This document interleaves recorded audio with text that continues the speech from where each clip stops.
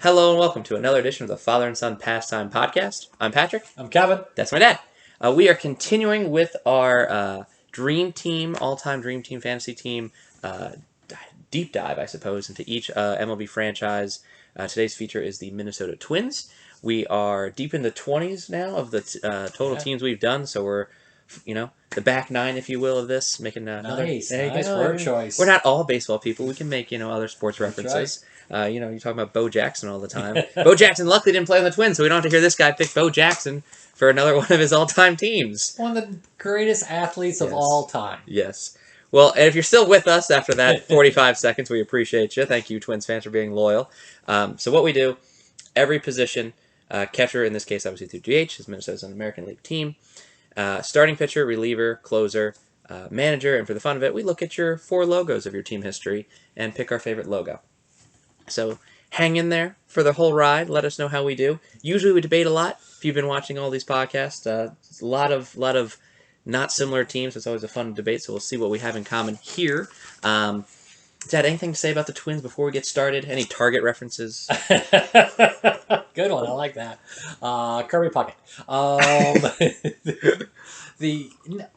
I was telling you before we got on the air that the Twins have always been one of my favorite teams because they've had really good reigns of being a great team and then some not so good reigns and then built the system back up and everything else. But it's been a roller coaster in Minnesota, and they do support their team.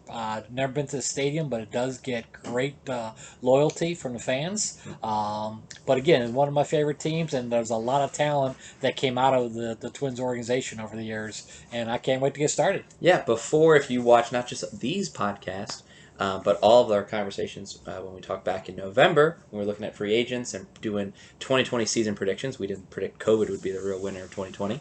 Another good line. Oh, yeah.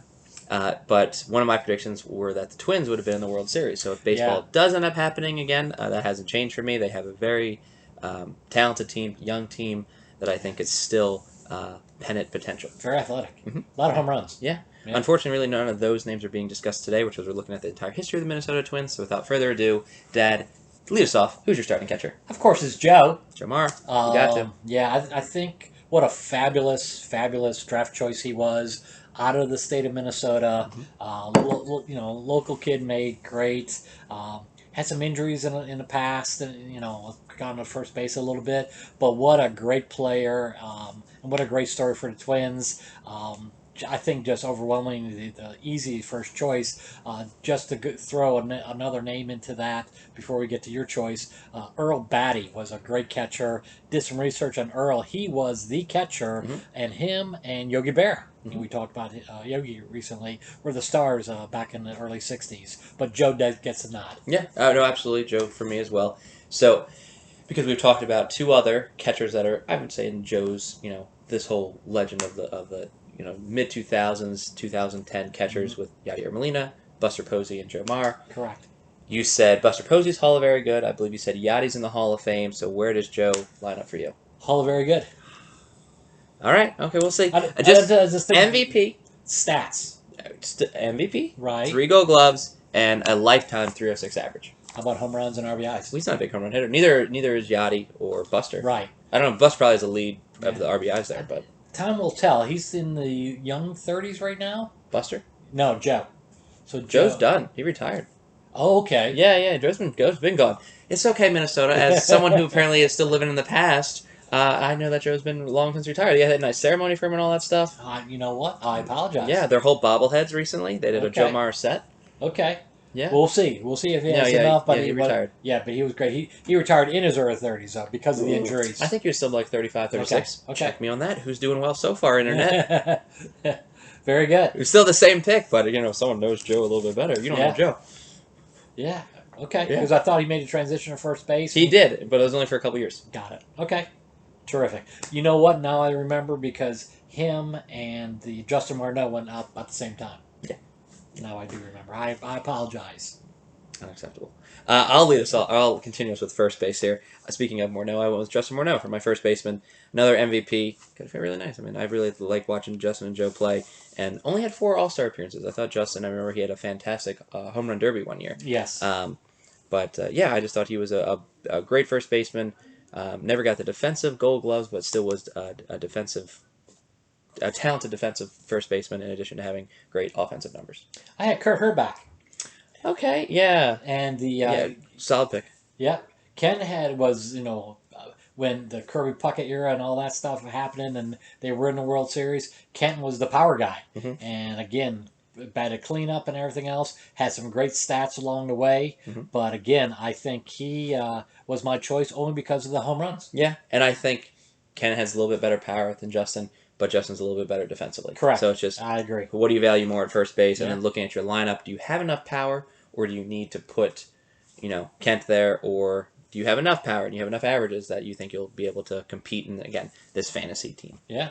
Justin was a doubles guy. Yes, he was. And he had a sweet swing. And again, big cornerstone of the Twins when their glory years of just a few years ago.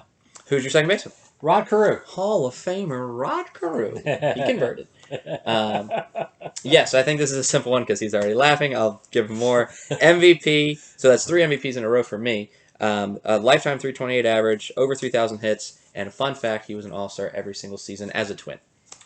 And, I mean, talking about just a hit machine, batted leadoff, it sprayed the ball all over the field, was one of these, he ended up his career at first base, but when he was a second baseman, I mean, every year you could count him being 1, 2, or 3 in the batting title in the American League, and just was one of those just great swings. Tried not to do too much with it, just hit it down the line, sprayed it up the middle, but what a great player he was. Yeah, and I think, we were talking, since we're saying off air now, that's a thing, that Rod Carew, you could have put at first base as well, but it makes way more sense to put the Hall of Famer at second base and put either Kent or Justin at first. Yep. For shortstop, I think it's my turn, actually. Sure. So this is where I think the Twins lack. You have a Hall of Famer in Carew, you have what I think is a Hall of Famer in Jomar. I don't think Justin Morneau, I don't think deserves it. I don't know if he's no longer eligible anymore.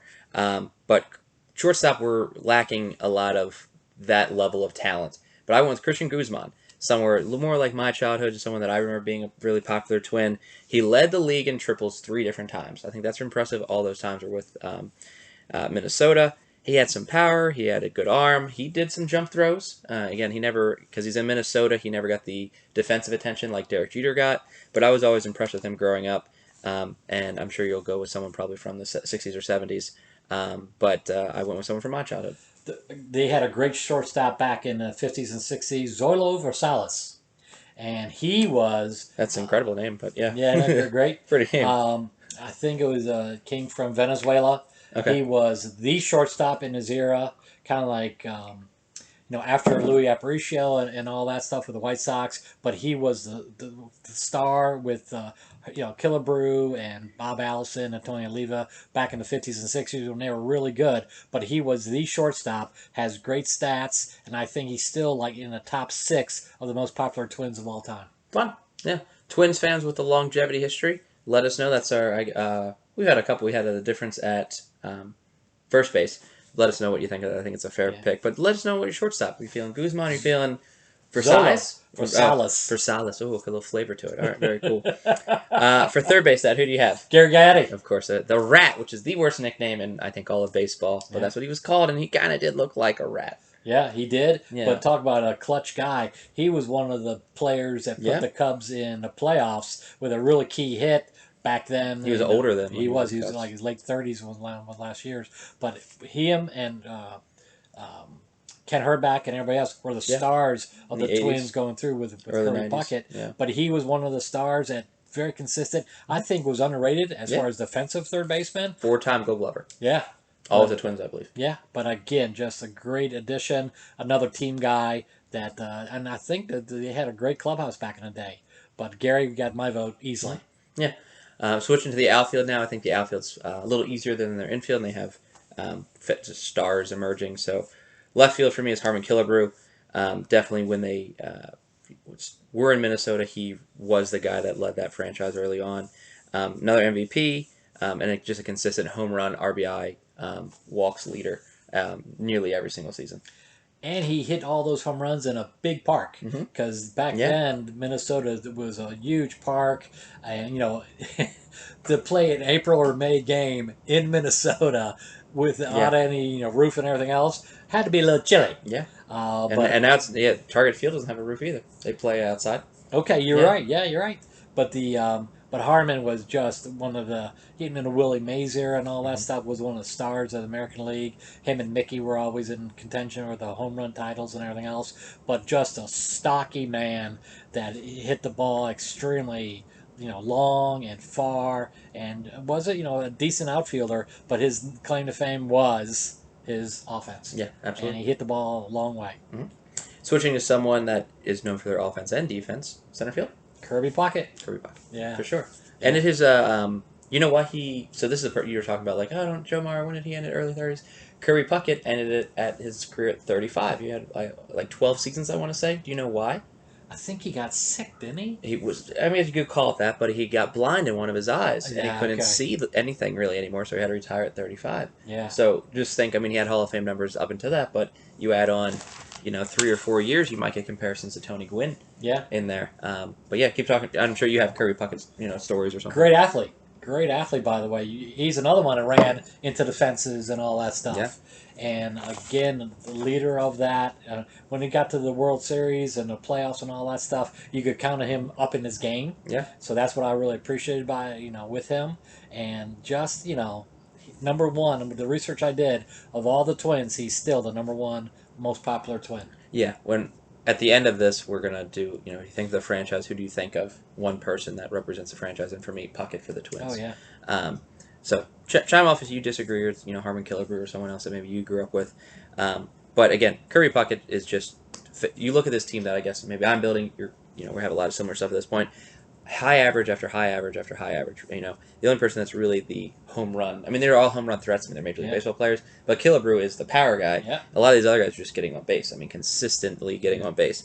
Puckett was a 10-time All-Star, 6-time Gold Glover, and ended his career with a .318 average. And we had some speed for a little guy. Yeah. He was short and stocky. I mean, he's still a center fielder. Right, and he ran well. But yeah, I liked watching him play. He liked playing the game of baseball. Yep. Now, right field, I think this is a Hall of Very good, but I think you could argue it's been a Hall of Fame snub. But Tony Oliva, he was a Rookie of the Year, Gold Glover, 8-time All-Star, and a lifetime 304 average. Yeah. So, hell of a career. Just didn't get in the Hall of Fame. Great player. Yeah. Great player. Remember him, in the 60s, playing Ward number 6, had another sweet swing. To watch, I mean, you really look at this lineup, all the great swings. You had Carew, Puckett, Oliva in the same lineup of, the best of all time. All had just perfect swings and all made contact with the baseball, got on base. And, Tony, again, was one of their stars when they were really good in the 50s and 60s. Yeah. Who do you have for DH to round out the offense? I got Justin Morneau. Okay, so that's what we... Okay. Yeah, so he didn't make first base, but I got him there in DH. I really liked the way he played, and I think I liked his personality. He seemed like a low-key guy, just liked to play the game. Great hitter. Another great swing. Yeah. Yeah. So I originally was going to do that, but switch it. I was going to put Morneau as a starting first base because he's better defensively, Kent as my DH, but then, literally last second, I remembered a Hall of Famer that ended his career with Minnesota. Paul Molitor. Okay. He did 3 years. Wow. I just double-checked it. So one of our things, I know I didn't say this at the beginning of the broadcast, but if you just spend like one great year, for example, Nelson Cruz, we couldn't put him as the all-time DH because you have to have at least some dedicated part of your career. We use a minimum 3 years for service time to be on these all-time dream teams. So even though it was the back end of his career, I know Molitor's known for being a Brewer. Obviously, that's a given. But he did 3 years. He led the league in hits one of those years. He had 200 plus hits, and he was like 37, and all those 3 years were as a DH. Yeah, I mean, thank God for the DH. Yeah. He extended a lot of careers, Yeah. and this is a great example of one. And he was just a great player. Always was, always was in the middle of everything in the Brewers lineup. And when the Brewers were really good, he was either hitting 1 or 2. But yeah, he's one of my favorite guys. So yeah, that's a good choice. Yeah. So again, nothing but hits in this lineup. Yeah. Killebrew's going to have 200 RBIs. It's at least possible with this lineup. It's possible with all these dream teams, I guess. But yeah. So now we switch to pitching. For the starter, I'm going with the 2-time winning Cy Younger, Johan Santana. Was also just three-time All-Star, but just truly dominant with the Twins. I mean, I know he had some really good runs with the Mets as well, but he was scary good with the Minnesota Twins. Yeah. Those are his best years. Yeah. Yeah. I went with Bert Blyleven. Okay, yeah, for sure. And, An older guy, that makes sense. Different generations. Yeah. Bert was unbelievable as well, and again, switched teams and went out to Los Angeles and played with the Angels for a while. But when he was with the Twins, he was Cy Young worthy, and again, #1 starter, and just really good. And there was like 4 or 5 other starters that were right in that category. Jim Cott, Jack Morris. Mm-hmm. They had great starters. Yeah. Jim Cott was just phenomenal. He was like the Sandy Koufax of the American League. He was that good. That's high praise. It is. It is. He was fantastic, did a lot with Minnesota during their great teams. But yeah, I mean, you can't go wrong. Can you imagine that being your 4 starting pitchers? Yes, because we've talked a lot about everyone else's like top 4, top 5, and you're like, who do you put? You know? So I understand. Then we go reliever or like a setup man, and then a closer. So who's your 8-9 guys? Well, you know what? Again, lots to choose from. But I went with Brad Radke setup, Joe Nathan closer. Okay. I saw the other person you considered, and that's who I went with. Rick Aguilera as my setup man, and then Joe Nathan as my closer. I think Joe's obviously the most dominant. I think they all did, closing duties for the Twins at some time. I just thought Aguilera had more experience, not just being a closer, also just general bullpen guy. Brad Radke, though, was fantastic as well. Yeah. Do you know what college Joe Nathan went to? No, Dad, I don't know what to Stony Brook University. If anyone's from Stony Brook watching, give us a holler. He'll send you a T-shirt or some shit like that. I used to work with Stony Brook University, and that's their #1 athlete of all time to come out of the university. Did really well. I mean, pitched to his late 30s, and I think his last year was with the Cubs, and the Cubs finally released him. But I think pitched to 39. Mm-hmm. So he had a great career and made his mark with the Minnesota Twins. Aguilera was a Cub too. That's true. Mm-hmm. That is very true. All right, now we switch to, since we have our team, who's leading this team? You know what? You're going to call me crazy, but probably. Yeah, there was 3 managers that entered the finals. I chose a safe one, but Tom Kelly is, I think, my one that probably would be because he's been there 15 years. But just for the sake of argument, Billy Martin managed 1 year, was 97-65 1 year with the Twins. Sam Mealy was with the 60s, has the highest percentage of wins for all the managers of Minnesota. But Tom Kelly went through some good years and bad years, but I thought he did a great job through the 15 years. So you're picking Tom Kelly. I am picking Tom Kelly. There you go, Tom Kelly. I went with Ron Gardenhauer. Interesting. Again, not, like you said, not the most dominant, not the highest winning percentage. When there's not a clear Hall of Fame manager that emerges from these lists, I tend to choose someone that is managed in more recent years. We're talking fantasy lineups anyways, but I just feel that regardless of how old these players are, what era they played in, you're playing in 2020 baseball. So these managers would know how to coach in today's game versus people from the 60s or 70s. Again, this is just a fantasy anyways, but that's my point here when, again, like not a Joe Torre or Tony La Russa emerges. Yeah. But can you imagine Billy Martin 1 year, 97 wins? Yeah. And then he went back to the Yankees. Yeah. Unbelievable. Yeah. Shows you how good a manager he was. Yeah, Rocco Baldelli is actually a really good manager too. So we'll see what happens with Rocco. There's 4. Don't forget Zoilo and Zoilo and Rocco. That'd be a hell of a bobblehead. That's right. Speaking of the Rocco and Zoilo, they could be the new Twin Cities, new logo. I don't know. There's 2 people, the Twins. What is your favorite logo, Dad? So we got the light blue, early 60s, darker blue, 76. I'm thinking I'm going with this one. Okay, so he's just going with the traditional Minnesota Twins with the baseball.